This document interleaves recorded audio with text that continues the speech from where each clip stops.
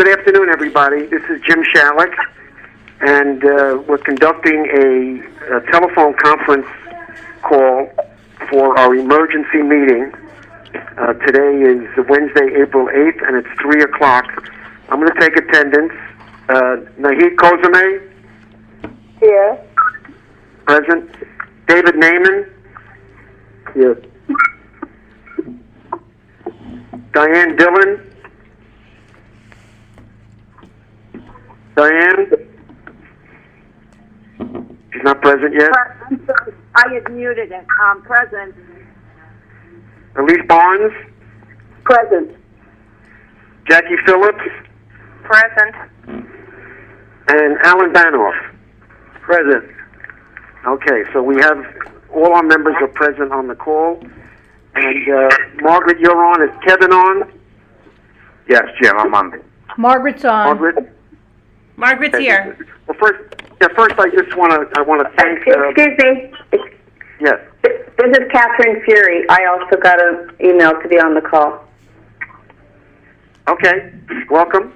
Thank you. And I'm Catherine Cornwell, and I got an email as well. Mr. Shalik, Mr. Shalik, I'm sorry. Mr. Shalik, this is Lisa. I just want to make sure that in order for everyone to be on record, we do identify everyone who's on the phone. And if I can get some spellings of the names, that would be great. Last names. Yes. Well, do we need the names of people from the public that are just listening? I don't think so. Do we? Kevin? Judges. Can't they just send in an email with the info for you? Well, I defer to the board, but my preference is everybody who's staff, board members, and participating in the process should identify themselves. Certainly, if members of the public are listening, I don't know if they have to identify themselves. It's an open meeting. Kevin, I leave that to you. Even those individuals who attend the meeting have to sign in. Well, then We have everyone. why don't they just send you an email so we don't have to spend time with spelling and all that? Well, Lisa, why don't you ask and are there members from the public on this call? Yes. Yes. Lady. Yes. Yes. Judge. Haven't sent an email. Right, Lisa, take attendance of who's there so you can get the names. Okay, so who's on the call, please? Catherine Fury. Catherine K. Fury, S as in Frank, U-R-E-Y. And this is Dolly Kilby, A-I-L-B-E-E. This is H-A-M-P-T-O-N. This is Karen Austin, K-A-R-E-N-L-O-G, S as in Sam, D as in David, O-N as in Nancy. Linda Foley, F-O-L-E-Y. Mark Hoffman, H-O-F-F-M-A-N. Barbara Sanders. Charlie Chalstrom, C-H-A-L-L-S-T-R-O-M. Cornelia Bernard. Bernadette Garrett. Bernadette Garrett, B-E-R-N-A-D-E-T-T-E-G-A-R-R-E-T-T. Mary Madison, L-A-M-I-C-A-N. Jacqueline Coolidge, C-O-O-L-I-D-G-E. Susan Spain, just like the country. Barbara Oldroyd, O-L-D-R-O-Y-D. Colleen McCabe. Mike Nasser.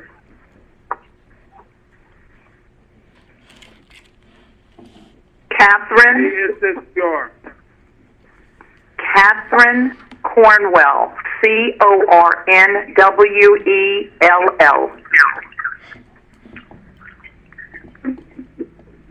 Lloyd Jackson.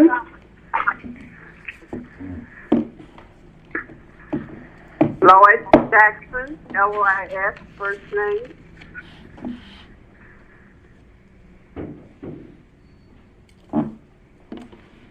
Okay, if that's it, Mr. Board President, I just want to ask that all the public press *6 to mute themselves. Okay? If the members of the public, and thank you for participating. Thank you for being on the call, but if you could press *6, we would appreciate it. Okay, Lisa, this is Dolly. I don't know if I was on mute when I announced my name. No, you were fine. I heard you. Thank you, Dolly. Okay, all right, Welcome. thank you. Okay, so we are participating in an emergency meeting, and first I hope all of you and your families are safe and well. It's a difficult time. I want to thank Margaret and Kevin and the staff. They're working almost literally round the clock with this difficult time we're in, and the planning and getting ready for the June 2nd primary. And thank you. And Margaret, especially you. I know you've been working at the office round the clock, and we really appreciate everything you do. In any event, Margaret, I think I'd throw the meeting to you first as to what is the plan that was recommended by the state board to the governor. That's one. Two, do we know the status of the governor's proclamation? And three, what is the staff recommendation for us to decide today? So, Margaret, if you could, hit those three topics, I'd appreciate it. Okay, well, the staff, the governor has not made a proclamation with regards to the the State Board of Elections comprehensive plan for the 2020 primary election. The essence of it is on their website as well as I believe on our website. But based on their recommendation, it will be an all-mail ballot sent to all active voters with a return prepaid postage for the returning ballot. There will be at least one, but not more than 4 locations for voters to drop off ballots if they choose not to send it through the U.S. Postal Service. On Election Day, we will have at least 1 to 4 locations to drop ballots to vote in person for those persons who are unable to vote by mail. And if the local board is located, this is really not applicable to us, but if the early voting center and the local board are located in the same building, it has to have an off-site location. And that's pretty much it. That's kind of the thumbnail sketch. The staff recommendations I'm going to toss to Kevin Karpinski. Staff has been working with him to develop the staff's 4 recommendations to make sure that the board is informed. So I'm just going to hand this off to Kevin Karpinski. Okay. Thank you, Margaret. Really, the purpose of today's meeting, as Margaret's indicated, it looks at the state board's recommendation is vote by mail, and one part of that plan is to have vote centers anywhere from 1 to 4. None of the vote centers can be at the actual Board of Elections. The state board is proposing that the vote centers be one of the early voting centers that were selected and approved by the state board already. Linda Lamone will ultimately be the person who decides on the recommendations of the local boards regarding vote centers. There has been a considerable amount of discussion in the election community, and I found Margaret and her team's comments to be very informative regarding the need for vote centers. And let me just sort of hit sort of the legal necessities for having vote centers. The first is, as we know, the state board is currently involved in litigation with the National Federation for the Blind, which is pushing for returned basically for all elections to be used with the ballot marking device. The First Amendment provides that all members not only have the right to vote if you're eligible to vote, but to vote independently. And our blind community and other members that have some disabilities, really the only way they can vote independently is by a ballot marking device. And so we have a legal obligation to make sure that we have some accessibility for those individuals that fall into that category. The second is that we are going to be sending out ballots to all active registered voters in Montgomery County. However, we know that there are a number of inactive registered voters in Montgomery County, and our Court of Appeals has made it clear that inactive voters retain the same right as active voters. So they will not be receiving a ballot because we do not have a current address for them, but they have the right to vote. And we have to provide accessibility for those individuals to be able to go to a vote center and be able to vote on election day. And the third is the inevitable problem that we might as well plan for, which is we're going to have individuals that have not updated their address, so their ballot is going to go to an incorrect address, and or there's going to be some hiccup with the Postal Service that someone doesn't get a ballot, and there perhaps may not be a time for a second issue of a vote-by-mail ballot, and they may ultimately end up going to a vote center to go ahead and vote on election day. So that's sort of the legal reasons why we need to have vote centers. I've worked closely with Margaret and her team, and I don't think there's any doubt that given the size of Montgomery County, the number of voters we have, while it is easy to travel to and from places in Montgomery County, it generally is not, and that 4 vote centers is a necessity to adequately service the voters in Montgomery County that need to and or choose to vote on election day. So with that sort of backdrop, what was the staff really looking at in terms of making a recommendation as to those vote centers? Well, obviously the first is we want to utilize our early voting sites, locations that have been popular in the past because they're well known to our voters, and we can expect that people will be familiar with them. We want to have a vote center that is accessible by public transportation, that have large parking areas for those members that decide to vote at the vote center, and that the building itself, the layout of the building itself, is conducive to what the staff is developing to promote what the health experts and the governor have emphasized in terms of social distancing for our voters and, of course, our election judges who will be in the vote centers themselves. And applying all of that criteria and making sure that we have adequate coverage for every voter in Montgomery County, the staff, and I agree with the staff that it certainly is the appropriate course of action, is recommending that the board approve the following as the vote centers: Maryland Praisner Community Recreation Center in Burtonsville, Silver Spring Civic Building in Silver Spring, the Germantown Community Recreation Center in Germantown, and the Activity Center at Bora Park in Gaithersburg.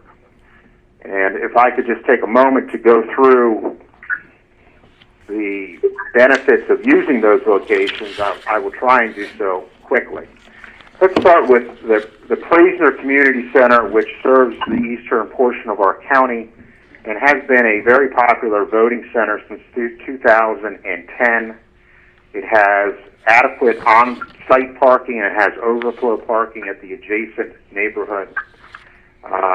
It has adequate space within the voting area and adequate space in the building to allow for a 6-foot distancing between voters, and it allows us to, if the weather is nice, to basically be able to have voters go out into the lobby area for proper social distancing. And while the staff is still working on it, one of the benefits of all of these locations, is that it's a way that you can go have a voter come in one door and exit another. And so, in other words, they would be entering one door, going through the process, and then being able to exit out another door. So all of that is available at Praisner, and that, therefore, we believe would be a good location for a vote center.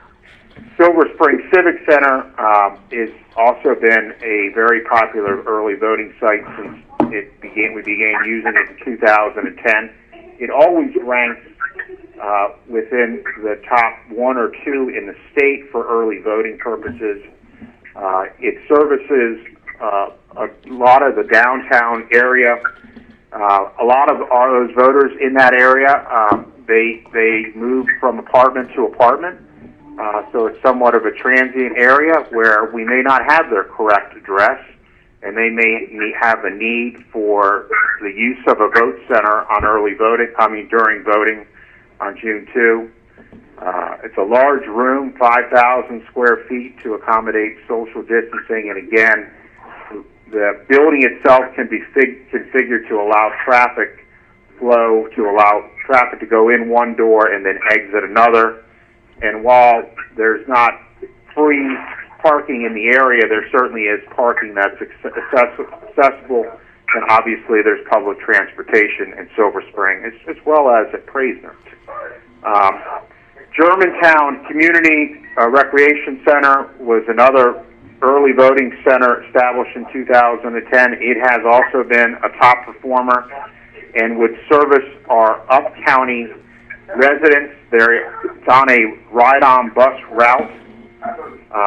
It has overflow. It's got good parking to begin with, but also has adequate overflow parking at the middle school. Excuse me, Kevin. Jim, tell somebody to mute their phone in the background so they can hear Kevin. No, You're right, Alan. is that one of the public or the TV's on or some other thing? May I ask public to turn off their TV? Or if the child is there... What is it, what is it, Lisa, star 6 again? It is. It's star 6. What do they have to press? Yes, star 6. That's star correct. 6. Yeah, I ask everybody from the public to please press star 6, because we're getting some noise background. Thank you. So in Germantown, also, it's a large room which allows for social distancing, and we can go ahead and have people enter one door and exit another. And then the fourth location would be the Activity Center at Bora Park. I have been in communication with their city attorney, Lynn Board. The gymnasium probably is not going to be available, but the social halls, they will make rooms available for us at Bora Park. Obviously, as I said before, the Board of Elections is not a location that's available on Election Day. And it's centrally positioned in the county with easy access on Route 355. It's been another high producer since we began using it in 2012. And for all the reasons I've stated before, it would be a vote center that would be meet the criteria that the staff is looking at in order to go ahead and allow in-person voting on Election Day. One thing I forgot to mention, I said, why do we need to have vote centers is, we also have to be mindful of the fact that we're implementing same-day voter registration. And that, of course, is another factor for why we need in-person vote centers, and I think 4 is the correct. 4 is the maximum, and I think to have them spaced as the staff has recommended throughout the county allows individuals, to with some level of convenience go to a vote center that is located near their house. So that's the staff recommendation. I'm sure I missed something that Margaret or someone on her team will fill in, but that is what is being proposed by the staff, and I believe it's a very good, sound, logical plan moving forward. Thank you, Kevin. Kevin, Germantown, do they have going 2 doors, one inside, one out? Germantown has the ability for one-way voter traffic to enter one door and exit out another. Okay, thank you. All 4 of these locations have the ability for us to do that. Yeah. Oh, Kevin, excellent presentation. I would just remind people that there's no early voting, so June 2nd is the only day for in-person voting. Is that correct? That's correct. Okay. You know, I think your and Margaret's and staff recommendation is excellent. I mean, it covers all the necessities. Certainly, I think our board's first priority not only is the right for people to vote, but we certainly want to make sure that our workers and judges and volunteers are safe. So I think that's another discussion in terms of making sure that they all have the masks and gloves and protective equipment that they need. But based upon your explanation, I fully support it, and I think it's an excellent suggestion. I throw the comments open to anybody else on the board. Yes, Kevin, this is Jackie. In the past, I have always strongly recommended, and I think it's been done, that we get free parking, some stipulated free parking places for people who are driving there, but I hate people to have to pay for parking to vote. And in the past, there's been a contract, as I understand it, with whoever runs that parking lot across the street, that they mark however many, 8, 10 or something, of the meters for voters. Which site are you talking about, Jim? It was Spain.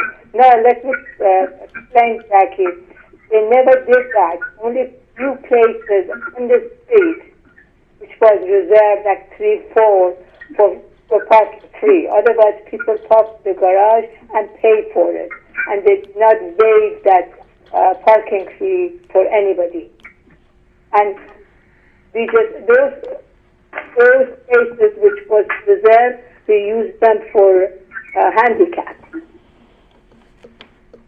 Jackie, this is Margaret. I'm well aware of your concern as well as other board members expressing that concern, and we are working to try to make that happen, but I can't promise that.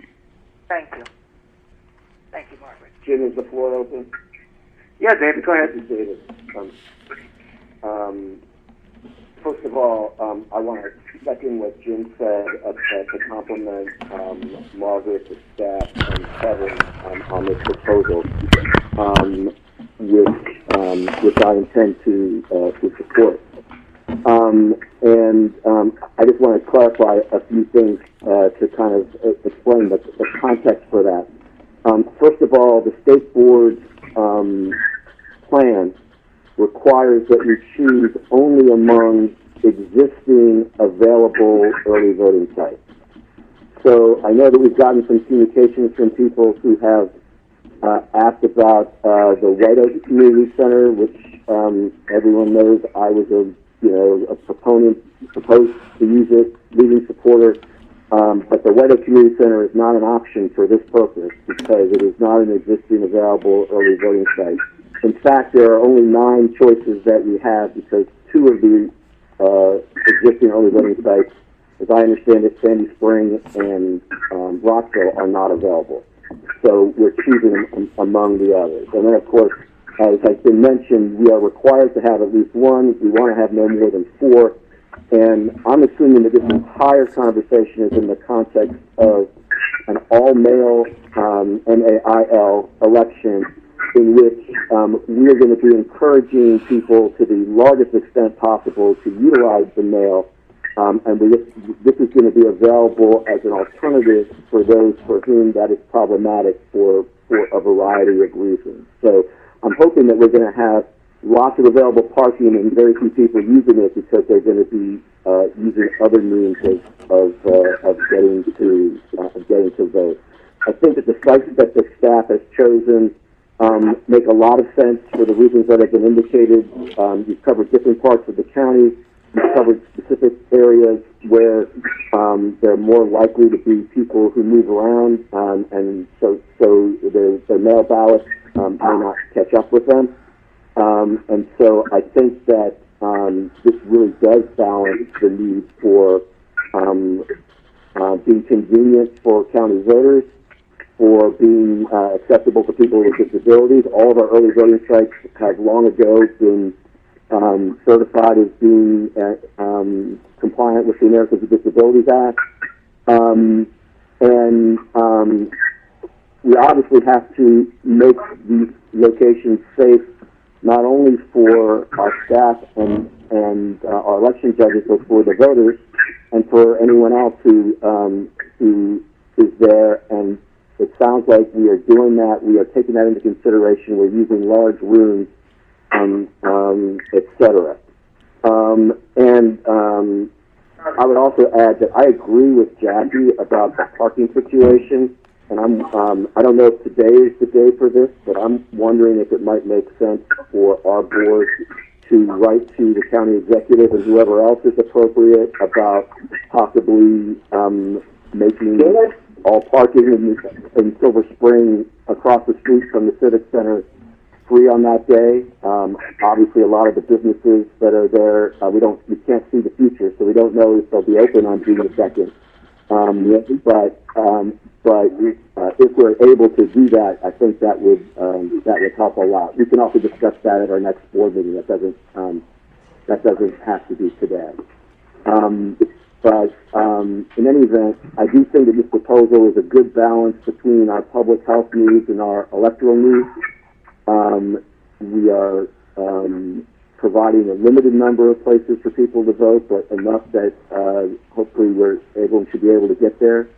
And I thank everyone who was involved in this proposal and who will be supporting it for that, for doing a good job of making that balance.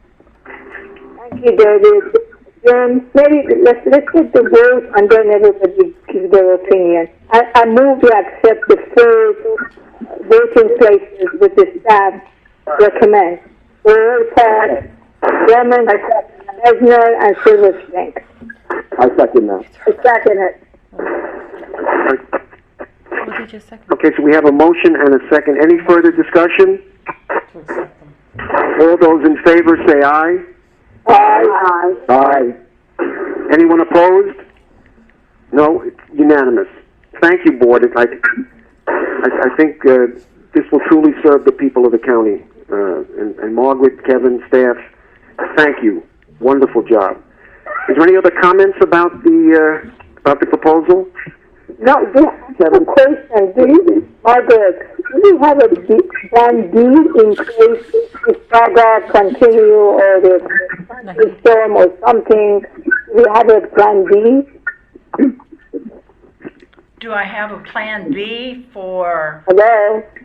The question, Margaret, is there a plan B depending on the health circumstance as we approach June 2nd? Well, that's really not in my control. That would be the governor. The governor is basically in charge of this emergency proclamation. And obviously, we would work with the State Board of Elections, staff, and the board members if we had to go with a plan B or C or D. But I believe that I think the thing that we need today is that we have the 4 centers and the staff can begin to move forward to begin the planning on how we're going to structure and the centers for the safety and health of all of our election judges as well as the voters.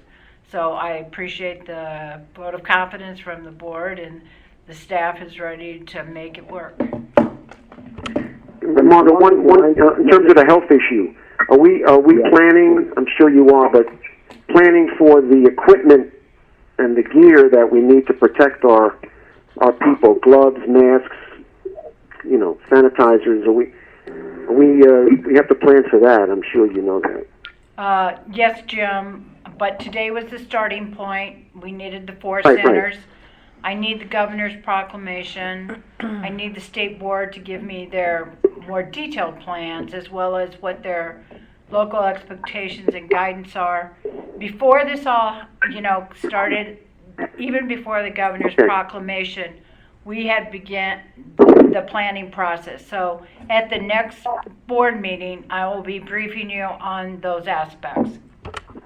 Okay, thanks, Margaret.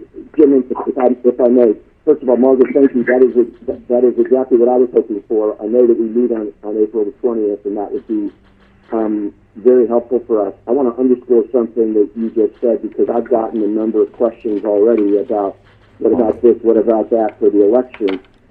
Many of the questions that people are asking, we do not know the answers yet, because it is very much up to what the governor puts in his proclamation, and he hasn't issued it yet. So I know, for example, a lot of people are interested in what's going to happen for those who've already requested absentee ballots and how that will relate to vote by mail. To my knowledge, that has not been determined yet. So we're not in a position to answer those questions. We obviously will provide as many answers as we can when we have them. But at this point, we're just, we are at the beginning of the process. Obviously, everything happens very quickly these days, but we'll get the word out to people as soon as we can. But the reason why you don't get answers from us now is that you don't have all the answers yet. Jim? Yes. Alan here. I don't have a question. We always send out specimen ballots to everybody, active and inactive voters.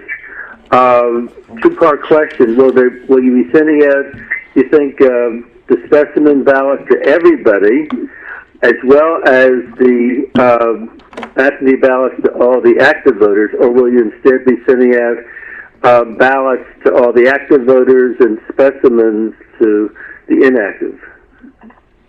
That's a good question, Margaret. And that, I agree with you, it is an excellent question, and as soon as the governor provides us a proclamation and the state finalizes their plans and what the local expectations and guidance will be, I will be able to give you a firm answer. Thank you. Any other comments from the board? No, because we don't have any other choice. We don't know what's happening in next month. Okay. Margaret, is that everything you need from us? Yes, sir. I move the meeting be adjourned. Well, hold on, Jackie. Oh, no, I thought that we were through. No, Diane. Oh, no, I didn't okay. say anything. No, I didn't say that. Okay, James, hold on. Is there any other business, Margaret?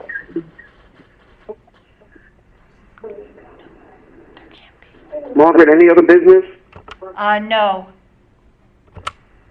Okay. Well, I wish everybody it's a difficult time, but happy holidays for those that celebrate these holidays coming up. Okay, Well, everybody. just a quick reminder, you have a board meeting on April 20th at 2:30 p.m. Okay. Okay, is there a motion to adjourn? I move to adjourn the meeting. Is there a second? A second. Okay, all those in favor of adjournment, say aye. Aye. No opposed? Okay, everybody, stay safe.